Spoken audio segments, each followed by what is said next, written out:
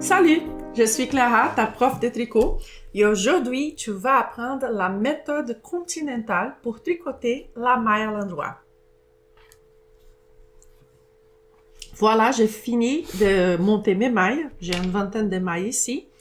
Quand je termine de monter, mes mailles sont dans ma main droite. Je vais changer de main. Toutes les mailles viennent du côté gauche. Oui. Spoiler, l'aiguille de gauche fait rien. Tout ce qu'elle va faire, c'est tenir toutes les mailles sur elle. L'aiguille de droite, c'est l'aiguille qui travaille. OK?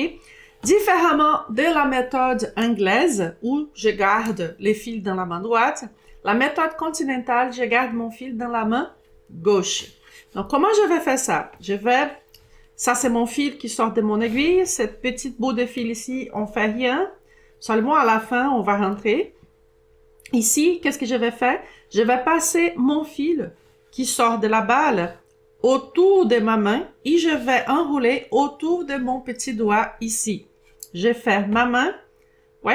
Donc, ici, c'est où va se passer le contrôle de la tension du fil. Le fil a toujours besoin d'un peu de tension parce que sinon, je ne peux pas le contrôler, je ne peux pas enrouler, je ne peux pas tricoter.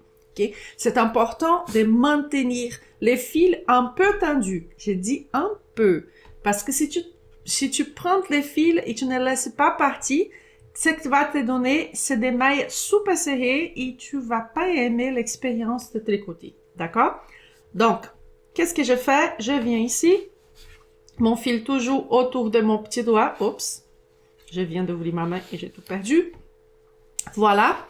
Avec mon aiguille de droite, qui est vide pour l'instant, je vais rentrer la pointe dans la première maille en ouvrant la maille.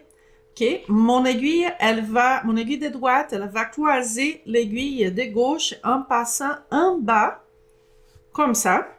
Puis, regarde la pointe ici, elle va passer derrière les fils.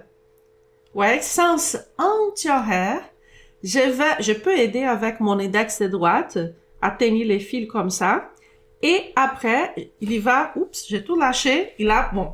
Maintenant, vous voyez pourquoi je ne peux pas tricoter avec les fils lâches. C'est que j'ai aucun contrôle. Je reviens ici. Mon fil est enroulé de nouveau. Je répète l'opération. La pointe ici, elle va enrouler, va passer en bas du fil. Le fil va s'enrouler sur mon aiguille. Je peux aider, comme j'ai dit tantôt, avec mon index. Et là, je vais passer bien ici, en bas. Il y a une sortie. Voilà, ça c'est le fil qui a été enroulé autour de mon aiguille. Il est passé à travers de mon autre maille. Ça veut dire que cette maille ici de gauche, elle est tricotée. Je n'ai plus besoin d'elle. Je peux la faire tomber de mon aiguille. J'ai tricoté ma première maille. On va à la maille suivante? Oui. La pointe de mon aiguille va ouvrir la maille. Mon aiguille de droite va passer en bas de l'aiguille de gauche. Je vais enrouler mon fil autour de mon aiguille. Ça veut dire que mon aiguille ici va passer en bas du fil. Et je vais passer à travers de la maille. J'ai tricoté la maille de gauche. Maintenant, je peux la faire sortir. Comme ça. Donc, qu'est-ce que c'est important de remarquer ici? Mon majeur et mon pouce vont contrôler la fluidité des mailles ici. Ce sont ces deux doigts qui vont empêcher que toutes mes mailles tombent, même si j'utilise une aiguille glissante comme une aiguille de métal. OK? Je vais tenir comme ça.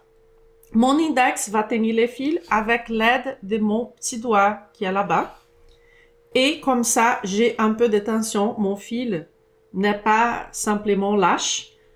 Je peux rentrer ici en ouvrant la maille parce que si j'ouvre pas, je n'aurai pas de passage. Il faut vraiment ouvrir.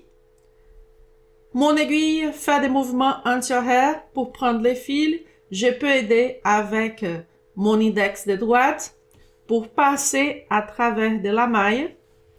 Et là, je fais la maille tomber. J'ai tricoté 3 mailles. Et quand on tricote vite, c'est ça qui ça a l'air. Voilà. Tout comme ça. Les résultats, c'est absolument égal à la façon anglaise. ok? Est absolument égal. Mais comme vous pouvez remarquer, il est plus vite, il est plus fluide. Qu'est-ce que je peux dire de cette méthode?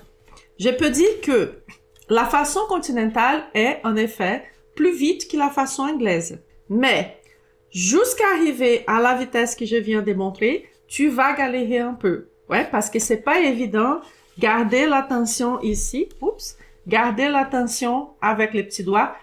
Et pas nécessairement les petits doigts. Tu peux refaire avec entre ton majeur aussi. Ça va fonctionner pareil.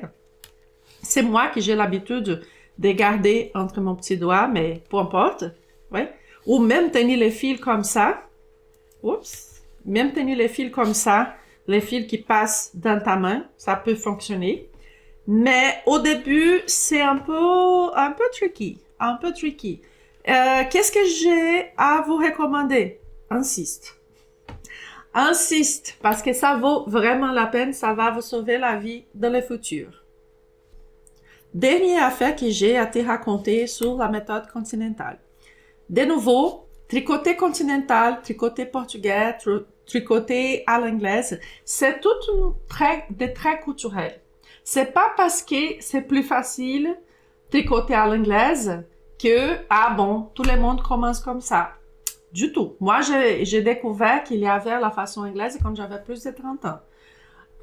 Donc, j'ai passé les premiers 30 ans de ma vie pensant que c'était naturel tricoter avec les fils dans la main gauche. Oui. C'est des traits culturels. Si tu es né en Angleterre ou si tu es né dans un pays qui a beaucoup d'influence anglaise, probablement tu as appris à tricoter en tenant les fils dans ta main droite.